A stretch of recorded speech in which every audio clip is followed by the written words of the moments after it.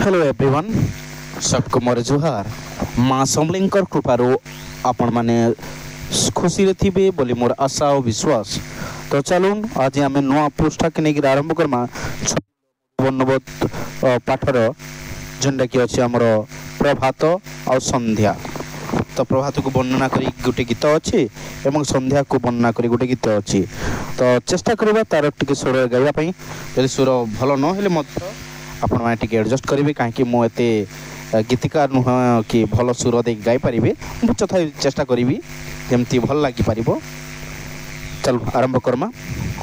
पाहिला अंधार रजनी उठ उठ बालके नवीन प्रभात समय एबे गाओ पुलके दश दिग देख उज्ज्वल पाई रवि किरण फूल फुटी अछि कानने धीरे बहे पवन थिले अचेतन निद्रारे सर्वे धरणीवासी कि मंत्र पढ़िला प्रभात केउ देशरु आसी नव प्राण लभिक्षण के जागी उठिले सर्वे आकाश पृथ्वी पूरिला महा आनंद रवे विहंगे गाइले संगीत आहा कि मनोहर से गीत श्रवणे हृदय नाची उठे मोहर विहंग संगते बालके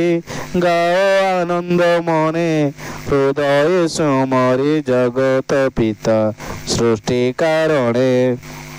तो ये गीतर भावार्थ को जाकि आम देखा जिते बेले अंधार पाही जाइए माने रजनी हेकी सकाळ प्रभात समय जो कहूँ 3टा हो 3:30 हो 4टा ये समय कथा ए समस्त कौन कहूँ कि उठ उठ उठ बालके माने सकाळ हो गलानी आपण माने समस्ते उठी जातु नवीन प्रभात समय जो नुआ सकाळ होइछि एबे गाँव पुलके।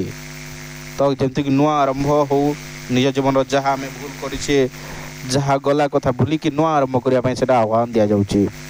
दश दिग को देख उज्ज्वल पाई रवि किरण सूर्य किरण पाइके सबुआड़े आलोकित हो जाइए माने दिनटा आसी जाइए।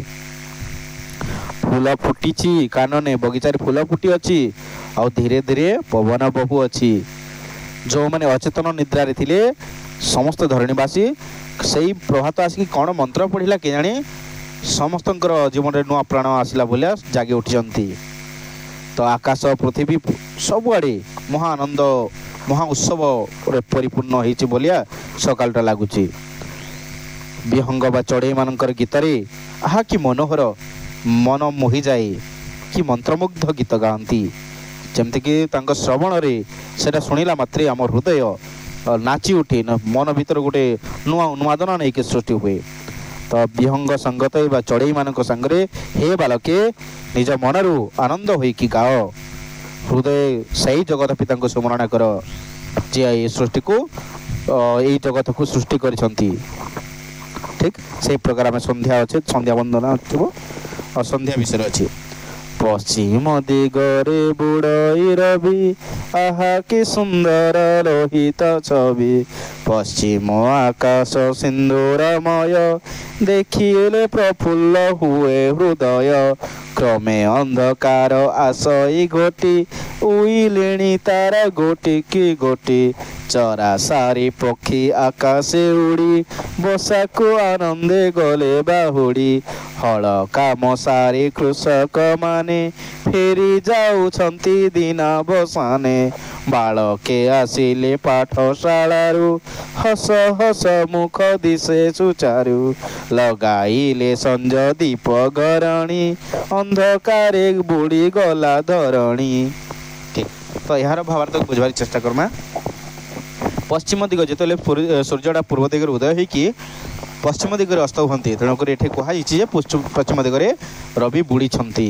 तो से जो लोहित लाल रंगर छवि दृश्यमान हुए कि सुंदर देखा जाए जमी पश्चिम आकाशटा पूरा सिंदूरमय हो गला भाया देखा जाए और से देखिए हृदय प्रफुल्ल हुए खुशी लगे।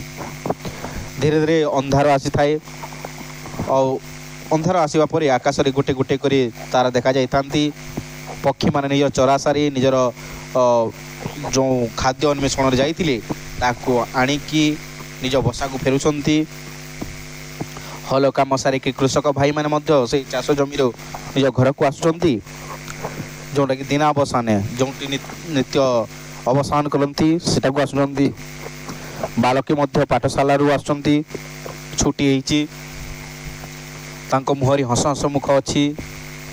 तो जो घरणी माँ मैंने था संजय दीप देले संध्या दीप दौरान से समय अंधकार हो धरणी बुड़ी जाए अंधकारमय दुनिया। तो जदि वीडियो ताले लाइक करंतु, शेयर करंतु एवं सब्सक्राइब करने को जमा भूलंतु नहीं। धन्यवाद।